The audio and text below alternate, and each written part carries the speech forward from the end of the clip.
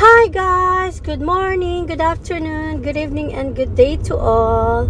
So, I'm back again. Before I proceed, please like, subscribe, comment, and share. Kung sino man ang nakikinig sa akin. Please share and subscribe po. Anyways, so dito, balik na naman tayo sa mga kalokohan ng mga huwad ko dyan sa Pilipinas at kung sino pa man ang mga panggulo sa Pilipinas. So, eto na. Unang-una, merong isiniwalat si ating palangga, Maharlika, na meron na daw palang lumipad na ICC dyan sa Pilipinas na masyadong bini-IP treatment at ang may pakana ay ang, alam nyo na, ang mga bangag gobyerno at ang batang si Tambaloslos. Batang uhugin dahil walang alam sa buhay at ang isang saldikorikong. So, yun nga. Nag-invite sila ng ICC dyan, 3 tao daw. 3 ICC na isa pa yata doon ay born in the Philippines. At siguro kung ano man yung binabalak nila kay PRRD ay inumpisahan na nila. Pero ito ang masaklap. Kahit naman magpapunta sila dyan ng ICC sa Pilipinas, eh wala naman sa jurisdiction yun ng ICC, di ba? Kasi wala na tayo, hindi na tayo parte ng ICC. So nagsasayang lang sila ng pera ng taong bayan dahil ang ginamit nila dyan para sa pagbibigay ng VIP treatment dyan sa mga ICC na yan, of course, ay ang kaban ng taong bayan. Of course yan. Ganun talaga yan. Ginamit nila ang pera ng taong bayan para magawa yung mga maiitim nilang balak sa ating PRRD. Pero of course, hindi sila magtatagumpay, right? So, wala na tayong magagawa dyan kasi it's there. The only thing we can do is kung ano ba yung nangyayari ngayon. Like, totoo ba siyang may ganun ba siyang impact sa ating mahal na PRRD? Sa tingin ko naman is wala naman. Bakit? Kasi nga, wala na sila sa jurisdiction.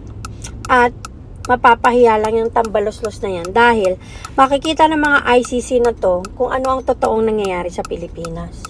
Pero syempre, hindi natin alam kung saan ba sila nakapanig, di ba? Kung magkano ba binayad sa kanila. Kasi for sure, may bayad yan, right? Hindi naman yan basta-basta mangyayari lang ng free lang, di ba? Ng trip-trip lang, ng wala lang. Hindi yan, of course. Lumabas na naman yan sa kaban ng taong bayan. Ganyan kasi yung mga ulupong na yan eh. Lahat gagawin kahit na sayangin nila yung pera ng taong bayan para lang mapabagsak ang mga Dutertes. But of course, we know na hindi sila magtatagumpay. Next is itong sa Huwadcom. Nakahapon ay meron na naman silang hindi matapos-tapos na hearing dyan sa Kongreso. Na alam naman nating lahat na it's useless.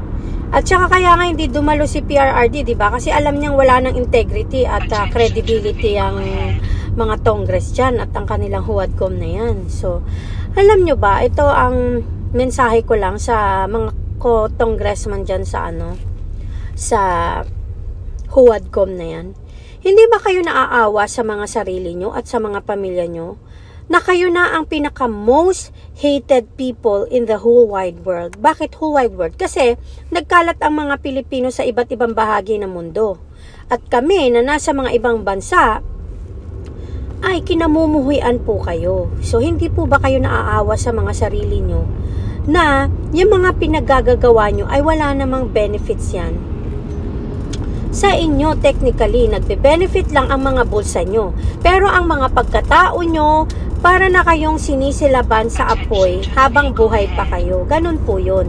Para kayong nabubuhay sa impyerno dahil wala ni isang tao sa mundo ang gusto pa kayong mabuhay dyan.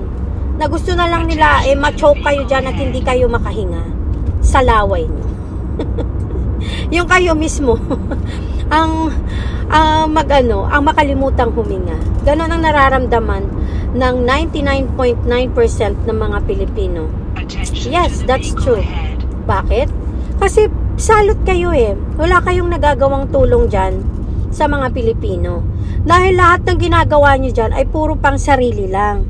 Puro pang sarili lang eh. Kasi kung sa totoong para sa taong bayan yung ginagawa nyo, dapat binibigyan nyo rin ng pagkakataon yung mga yung mga